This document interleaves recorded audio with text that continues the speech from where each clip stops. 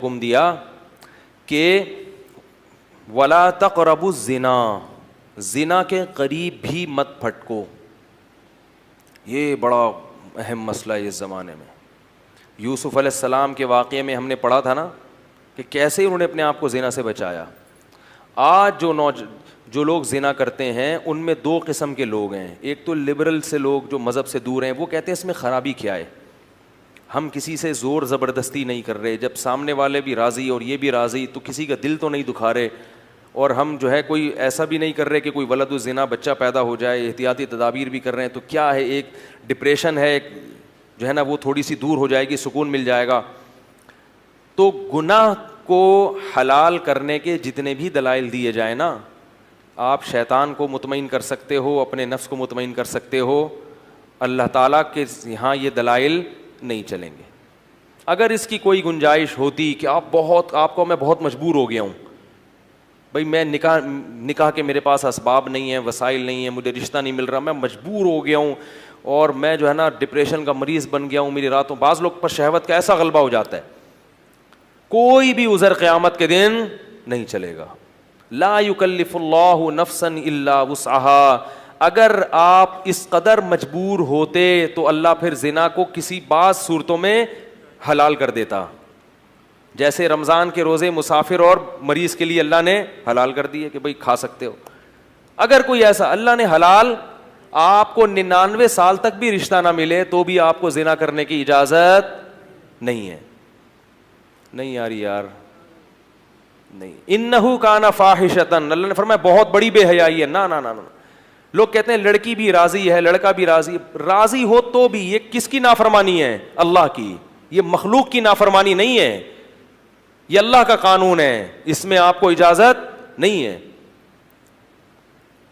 اور عورت کو بھی اس کی اجازت نہیں ہے، کیونکہ عورت کی اس میں توہین ہے. اللہ چاہتے ہیں کہ عورت کو عزت ملے. اگر کوئی اس سے اپنی خواہش پوری کرنا چاہتا ہے تو اس کی بھاری قیمت دے. وہ بھاری قیمت کیا ہے؟ بیوی بنا کے لائے گھر میں. یہ بہت بڑی قیمت ہے، کیونکہ بیوی بنا کے لانا کیا ہے، کیا مطلب ہوتا ہے پتہ ہے بیوی کا؟ ہیں بڑی یوں کر کے آپ غصے میں دیکھ رہے ہیں. بیوی بنا کے لانے کا مطلب کیا ہے؟ اب آپ رات کو لیٹ گھر میں آؤ گے، جھاڑ پڑے گی، لڑکی کے ابا پوچھیں گے کدھر سے آ رہا ہے بے. گھر میں جانا چھوڑ دو گے تو خاندان کا جرگہ بیٹھے گا، یار مسئلہ خراب ہو رہا ہے، شکایتیں آئیں گی، فون آئیں گے، ادھر ادھر لڑائی ہوں گے، جھگڑے ہوں گے، توڑ پھوڑ ہو گے. برتنوں آج میرے سر پہ برستے کیوں ہو؟ میں نے دھو کے تمہیں کتنا سجا رکھا ہے. روز لیتی ہے تلاشی وہ پولیس کی مانند، پوچھتی ہے کہاں پیسوں کو چھپا رکھا ہے.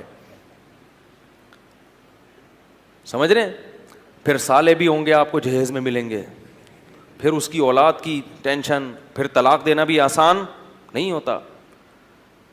تو پھر وہ بیمار ہوتی ہے، اس کا علاج کرنا پڑے گا آپ کو. تو یہ عورت کو کیا ملتی ہے؟ عزت. نہیں آ رہی بات؟ عورت سمجھتی ہے صرف پیسے میں عزت ہے، زنا کرو اتنے پیسے مل گئے تو یہ عزت نہیں ہے. پیسے تو ماسیوں بیچاریوں جو گھر میں کام کرتی ہیں ان کو بھی مزدوری پکڑا دیتے ہیں، جھاڑو لگانے کے، پوچھا لگانے کے. بھنگیوں کو بھی دے دیے جاتی ہیں اجرت کے پیسے. تو اللہ نے مرد پر بہت ریسٹرکشن کی ہیں، پابندیاں لگائی ہیں. کیوں؟ اب اگر کوئی شخص یہ بقراتی پیش کرے کہ عورت خود جب راضی ہے اپنے حق کو چھوڑنے پر، وہ کہہ رہی ہے نکاح نہیں کرتے تو بھی میرے لیے میں تمہیں اجازت دیتی ہوں.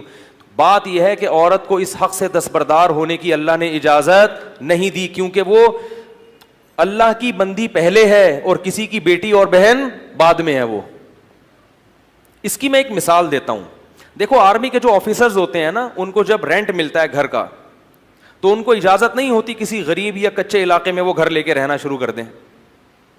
نہیں یاری بات میرا خیال ہے. بھائی کوئی بریگیڈیئر کرنل ہو، آرمی رینٹ دیتی ہے نا بعض اپنے آفیسرز کو کہ آپ کراچی میں فلاں جگہ پہ رہ سکتے ہیں. اس نے کیا کیا، وہ 1,00,000 روپے رینٹ منظور کروایا اور مچھر کالونی میں جو ندی ہے نا اس کے تھوڑا سا ارلی سائڈ پہ ٹھیک ہے ایک گھر لے لیا. آرمی میں الاؤ نہیں ہے. کیوں؟ اس میں آفیسر کی بے عزتی ہے. اب کوئی آفیسر کہے کہ میں جب اپنی بے عزتی پہ خود ہی راضی ہوں بھائی میں یہ پیسے بچا کے غل غپاڑے کروں گا, اڑاؤں گا پیسے, اور میں 5,000 والے گھر پہ رہ رہا ہوں, تو آرمی کہے گی کہ آپ بعد میں ہیں, گورنمنٹ کے ملازم پہلے ہیں. کیونکہ آپ کی بے عزتی سے آرمی کا جو مورال, آرمی کا جو ایک جو معیار ہے نا لوگوں کی نظر میں, وہ کیا ہوگا, ڈاؤن ہوگا. کیا بھائی یہ آفیسر تو ہم نے دیکھا اس دن دھوتی بنیان میں گھوم رہا تھا, پاکستانی فوج تو ایسی ہے بھائی. ابے ہم نے اس میں دیکھا جاتا ہے کہ جو آفیسر رینک پہ جاتے ہیں نا ان کی پرسنالٹی دیکھی جاتی ہے, قد دیکھا جاتا ہے, خوبصورتی کا بھی بڑا دخل ہوتا ہے. تبھی دیکھیں فوج میں جو آفیسرز ہیں اکثر 99% خوبصورت ہوتے ہیں. کیوں؟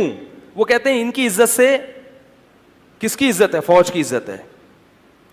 اور جب ان کی عزت ہوگی تو ماتحت بھی کیا کریں گے, اپنے افسر کی عزت کریں گے. ایسا نہ ہو کہ ماتحت وہ زیادہ ہینڈسم اسمارٹ اور انگلش خوب مار رہا ہے اور PhD کیا ہوا ہے اور آفیسر 8ویں پاس ہے, تو وہ اس کی فرما برداری بولو بھائی نہیں کرے گا.